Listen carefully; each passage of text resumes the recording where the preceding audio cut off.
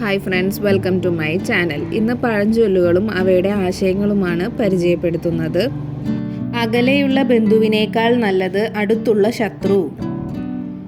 നമുക്ക് ആപത്ത് വരുമ്പോൾ സമീപവാസികൾ മാത്രമേ സഹായിക്കാനുണ്ടാകൂ.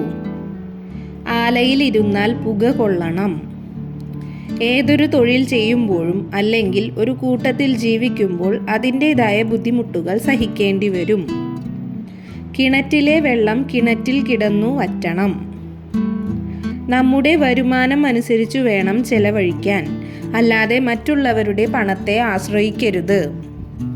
നിലമറിഞ്ഞു വിത്ത് വിതയ്ക്കണം.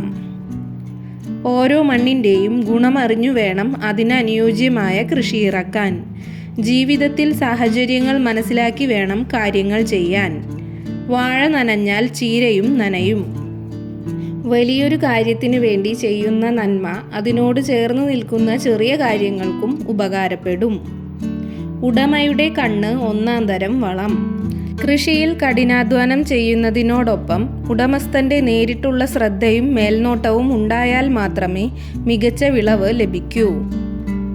തിന വിതച്ചാൽ തിന കൊയ്യും, വിന വിതച്ചാൽ വിന കൊയ്യും.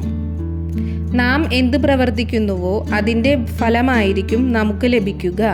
നല്ലത് ചെയ്താൽ നല്ലതും തിന്മ ചെയ്താൽ തിന്മയും അനുഭവിക്കേണ്ടി വരും. കൂടുതൽ വീഡിയോസിനായി ചാനൽ സബ്സ്ക്രൈബ് ചെയ്യുക. ഈ വീഡിയോ ഇഷ്ടമായെങ്കിൽ ലൈക്ക് ചെയ്യുക, കമൻറ്റ് ചെയ്യുക, ഷെയർ ചെയ്യുക. താങ്ക്